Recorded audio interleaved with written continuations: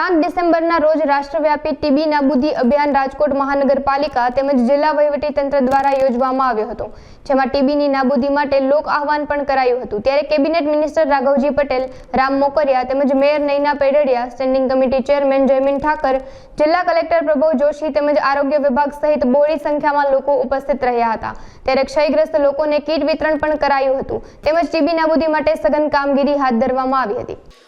Doctor Jayesh વકાણી, આરોગ્ય અધિકારી, રાજકોટ મહાનગરપાલિકા। ખાસ કરીને આજની વાત કરીએ તો 7 ડિસેમ્બરના રોજ રાષ્ટ્રવ્યાપી ટીબી નિર્મૂલન એટલે કે ટીબી રોગ છે એ નાબૂદી અભિયાન જે છે માનનીય પ્રધાનમંત્રી સાહેબે જે લોન્ચ કરેલું છે, એમાં આગામી 100 દિવસ સુધી સઘન જે છે એ કામગીરી આરંભીને ટીબીને જળમૂળથી નાબૂદ કરવા માટેના પ્રયત્નો, સઘન પ્રયત્નો છે ચાલુ કરવા માટેનો જે કાર્યક્રમ છે રાષ્ટ્રવ્યાપી 200 જેટલા જિલ્લાઓમાં જે શરૂ કરવામાં જઈ રહ્યો છે, એમાં રાજકોટ મહાનગરપાલિકાને ડિસ્ટ્રિક્ટ એટલે કે જિલ્લા વિસ્તાર છે એમાં પણ એ પૈકીના જિલ્લાઓ જે છે એ છે। ગુજરાતમાં 21થી 22 જેટલા જિલ્લાઓમાં આ કાર્યક્રમ જે છે એ કરવામાં આવી રહ્યો છે। અનુસંધાને રાજકોટમાં પણ આ કાર્યક્રમનું ઉદ્ઘાટન છે એ કરવામાં આવી રહ્યું છે। આ કાર્યક્રમના અનુસંધાને આગામી 100 દિવસ સુધી ટીબીના જે દર્દીઓ છે એને શંકાસ્પદ એટલે કે સ્પુટમ લેવા, ગળફાની તપાસ કરવી, આ ઉપરાંત ગળફાની તપાસ ઉપરાંત જોવા જઈએ તો છાતીનો ફોટો એટલે કે એક્સરે પાડવો, આ ઉપરાંત સીબીનાટ મશીનથી અને મોબાઈલ એક્સરે વાન દ્વારા પણ જઈને ઘરે ઘરે જઈને ટીબીના દર્દીઓ શોધવાની જે છે એ સઘન કામગીરી છે એ કરવામાં આવશે। મેક્સિમમ એટલે કે મહત્તમ દર્દી લોકો વચ્ચેથી જે મહત્તમ દર્દીઓ શોધીને અને વહેલા નિદાન અને વહેલા સારવાર થાય અને 100% દર્દી છે એ ટીબીની જે સરકારની જે ટીબી મુક્ત કરવા માટેની જે દવાઓ છે એના ઉપર મુકાય અને 6 મહિનાને અંતે ટીબીનો દર્દી છે ટીબી મુક્ત થાય એવા સઘળા પ્રયાસો છે એ કરવામાં આવશે।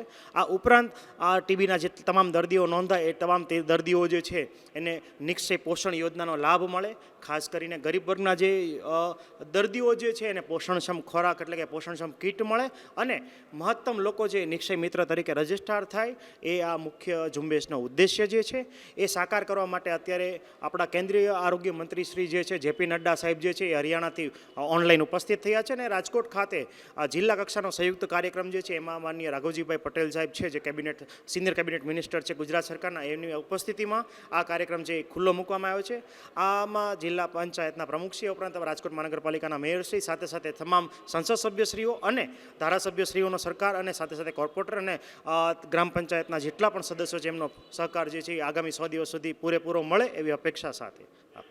દેશના યશસ્વી વડાપ્રધાનશ્રીની એક નેમ છે કે વિકસિત ભારત બનાવવા માટે સ્વચ્છ ભારત, સ્વસ્થ ભારત બનાવવું જરૂરી છે।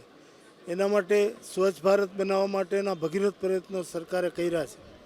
હવે સાથોસાથ આરોગ્ય વિષયક સ્વસ્થ ભારત બનાવવા માટે ટીબી જેવા જીવલેણ રોગને દેશમાંથી નાબૂદી આપવા માટે વડાપ્રધાનશ્રીએ અભિયાન શરૂ કર્યું છે।